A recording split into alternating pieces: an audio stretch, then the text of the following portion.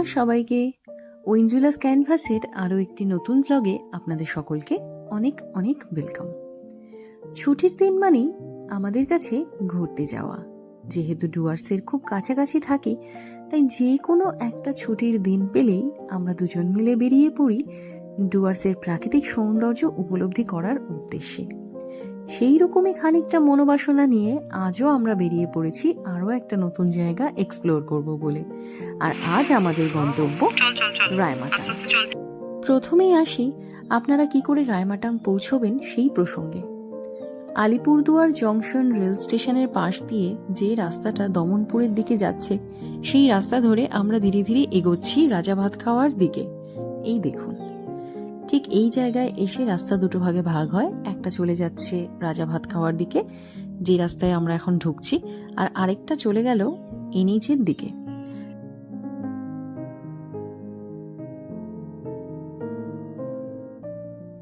দেখতে দেখতেই আমরা প্রায় বক্সা চেকপোস্টের কাছাকাছি অংশে চলে এসেছি।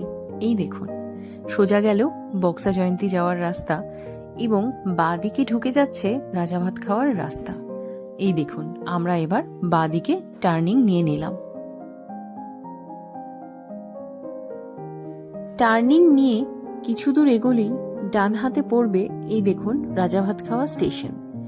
এই স্টেশনের ঠিক পাশ দিয়ে যে রাস্তাটা চলে যাচ্ছে, সেই রাস্তা বরাবর একপাশে রেল লাইনকে সঙ্গী করে আমরা এগিয়ে চললাম এবার ধীরে ধীরে ডিমা নদীর উপরে থাকা ডিমা ব্রিজ বা ডিমা ভিউ পয়েন্টের উদ্দেশ্যে।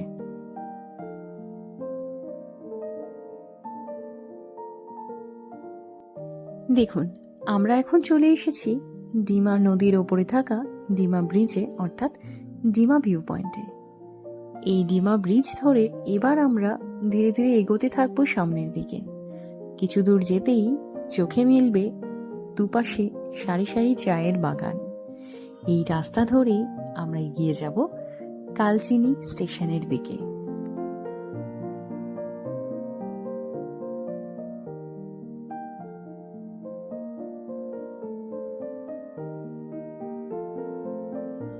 কালচিনি স্টেশন পেরিয়ে আমরা এখন এগিয়ে যাচ্ছি কালচিনি বাজারের দিকে।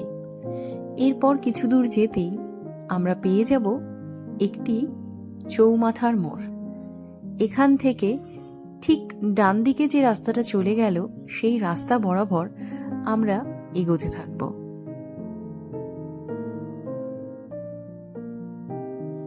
এই রাস্তা বরাবর রেল লাইন পেরিয়ে বেশ খানিকটা দূর যাওয়ার পরই আমাদের চোখে পড়বে রাজীব থাপা চক। এখানে এলেই আপনারা দেখতে পাবেন, এখানে লেখাই আছে রাস্তার যে সমস্ত মাইলস্টোনগুলো থাকে তার মধ্যে যে রায়মাটাং পিকনিক স্পট এখান থেকে ঠিক 4 কিলোমিটার দূরত্বে অবস্থিত। আর দেখুন, নির্দেশিকা বোর্ডে তীর দেওয়া আছে ডান দিকে, অর্থাৎ আমাদেরকে এই রাজীব থাপা চক দিয়ে যে রাস্তাটা ডান দিকে ভাটপাড়া টি এস্টেটের দিকে যাচ্ছে, সেই বরাবর এগোতে হবে। আমরাও কিন্তু সেই অনুযায়ী এগিয়ে চলেছি। এই দেখুন, ঠিক এই যে মোড়টা, অর্থাৎ বাঁদিকে এবং ডান দিকে আর দুদিক থেকে যে মেন রোডে আমরা এখন দাঁড়িয়ে আছি, সেই মেন রোড যেখানে এসে মিলছে, এই জায়গাটাই কিন্তু রাজীব থাপা চক নামে পরিচিত। এখানে দেখুন, তার একটি সুন্দর মূর্তিও এখানে রয়েছে। এই দেখুন, এবার এই মূর্তির বা এই পার্কের ঠিক পাশ দিয়ে ভাটপাড়া টি এস্টেটের দিকে আমরা এখন ধীরে ধীরে এগোতে লাগলাম। দুপাশে শুধু দেখা যাচ্ছে এখন চায়ের বাগান, চারিদিকে শুধু সবুজ আর সবুজ।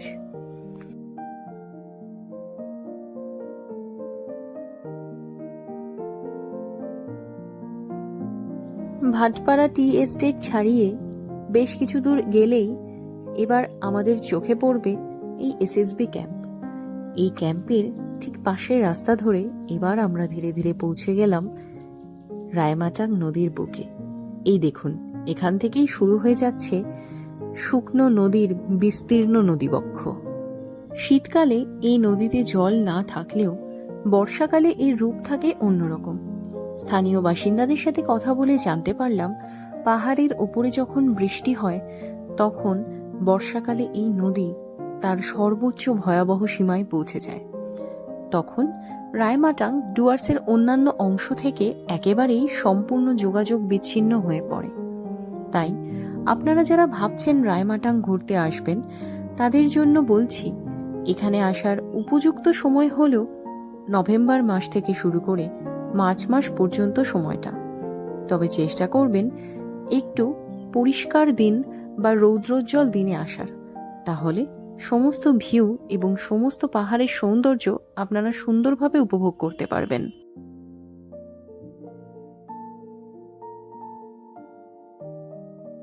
দেখতে দেখতেই বিস্তীর্ণ এই নদীপথ আমরা অতিক্রম করে ফেললাম।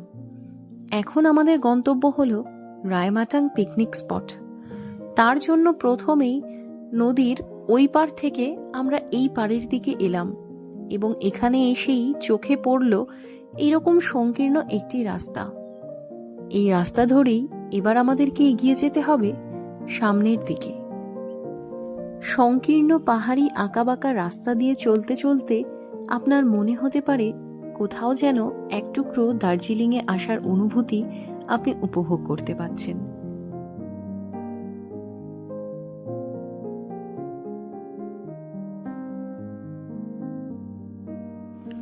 গল্পে গল্পেই আমরা কিন্তু এবার চলে এসেছি রায়মাটাং পিকনিক স্পটে। দেখুন, এই পিকনিক স্পটটা একটা বিশাল আয়তন এলাকা জুড়ে বিস্তৃত, আর এই মুহূর্তে আমি দাঁড়িয়ে রয়েছি ঠিক রায়মাটাং পিকনিক স্পটের যে মেইন গেট রয়েছে তার সামনে। তাহলে চলুন এবার ধীরে ধীরে ভেতরের দিকে প্রবেশ করা যাক।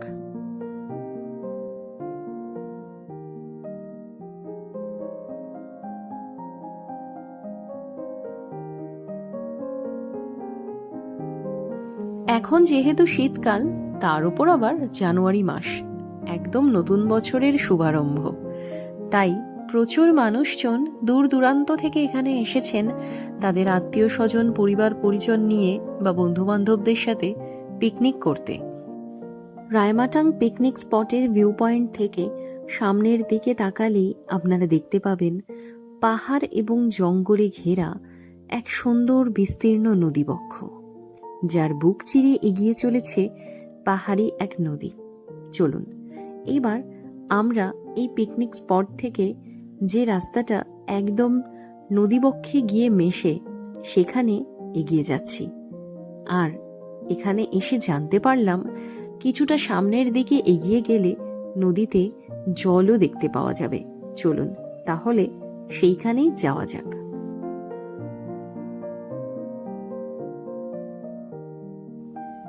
আমরা এখন এই সংকীর্ণ পাহাড়ি রাস্তা ধরে এসে গিয়েছি নদীর বক্ষে, আর এখানে এসে বুঝতে পারলাম এই জায়গাটার সৌন্দর্য ঠিক কতখানি।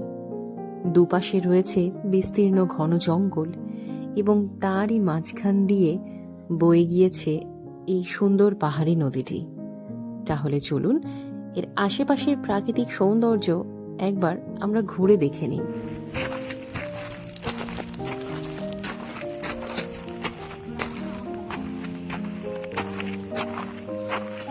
নদীর বিস্তীর্ণ পথ ধরে হাঁটতে হাঁটতেই খানিক বাদে চোখে পড়ল জলের ধারা, আর আস্তে আস্তে এই জলের ধারা যেন ক্রমশ বাড়তে লাগলো।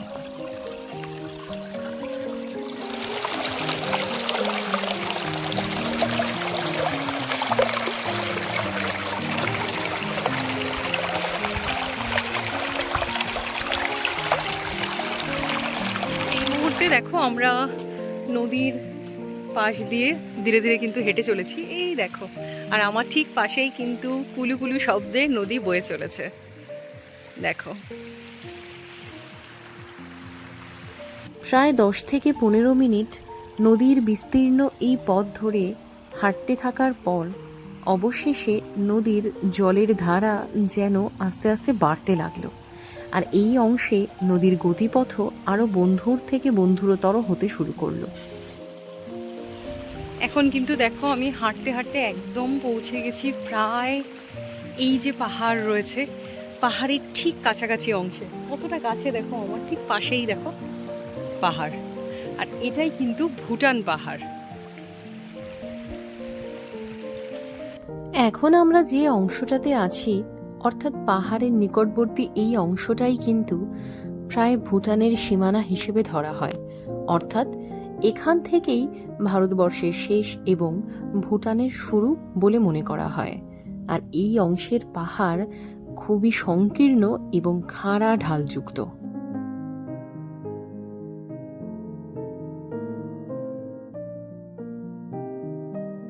এই অংশটা কিন্তু যথেষ্ট মানে ভয়ানক। এই জায়গাটা প্রচণ্ড দুর্গম এখানকার। এই পেছনটা দেখো, একদম এগুলো কিন্তু ঝুরঝুরে পাথর রয়েছে এখানে। আর অনেক জায়গাতেই এরকম হচ্ছে, পা পুরো একদম স্লিপ কেটে যাচ্ছে। তো তোমরা যদি আসো, তোমরা কিন্তু খুব সাবধানে চলাফেরা করো, নাহলে কিন্তু যে কোনো মুহূর্তে কিন্তু দুর্ঘটনা ঘটে যেতে পারে। একদম নদীপথ পেরিয়ে আমরা চলে এসেছি প্রায় পাহাড়ের কাছে। আর এই অংশটা দেখো, ভীষণ সুন্দর, একদম পুরো ঝর্ণার মতো এই জায়গাটা। এই দেখো, শব্দ আশা করি প্রত্যেকেই শুনতে পাচ্ছ, কি সুন্দর একটা শব্দ হচ্ছে এই জায়গাটায়। এই দেখো, এই যে ঠিক পাহাড়ের গা বেয়ে দেখো, এই জায়গাটাতে কিন্তু বয়ে আসছে নদী।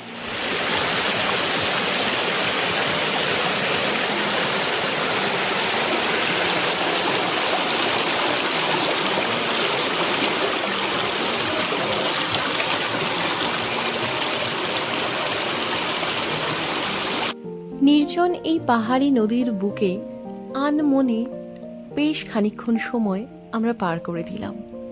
মনে হচ্ছিল জীবনের যত অশান্তি, না পাওয়ার রাগ, দুঃখ সমস্ত কিছুই এই নদীর জলের মতোই কোথাও যেন মন থেকে উধাও হয়ে বয়ে চলে যাচ্ছে। আর একটা সময় পর এই জায়গাটা থেকে যেন ছেড়ে আসতেই মন চাইছিল না। এবারে আপনাদের সাথে শেয়ার করব এখানে ঘুরতে আসলে আপনারা কোথায় থাকতে পারবেন সেই অপশন। এটি হলো কার্কি হোমস্টে। রায়মাটাং পিকনিক স্পটের ঠিক অপোজিটেই অবস্থিত, চারিপাশে সবুজের সমারোহে ঘেরা এই কার্কি হোমস্টের সৌন্দর্য সত্যি অনবদ্য। এছাড়াও এখানে রয়েছে একটি সুইমিং পুল। এখানে এসে আপনারা চাইলেই অনায়াসে কাটিয়ে দিতে পারেন 2 থেকে 3 রাত। একটা গোটা দিন রায়মাটাং নদীর বুকে কাটিয়ে এখন আমরা ফিরতি পথে। আর আমাদের সাথে সাথে সূর্যও যেন ঘরে ফেরার জন্য তাড়াহুড়ো শুরু করে দিয়েছে। তাহলে আজকের এই ব্লগটা আমি এখানেই শেষ করলাম। আর আজকের এই ভিডিওটা যদি আপনাদের ভালো লাগে, অবশ্যই ভিডিওটাতে লাইক করবেন, শেয়ার করবেন এবং আমার চ্যানেলটাকে সাবস্ক্রাইব করবেন। তাহলে আবার আপনাদের জন্য নিয়ে চলে আসবো অন্য কোনো দিন অন্য কোনো একটা সুন্দর ব্লগ। ততক্ষণ পর্যন্ত সবাই খুব ভালো থাকবেন।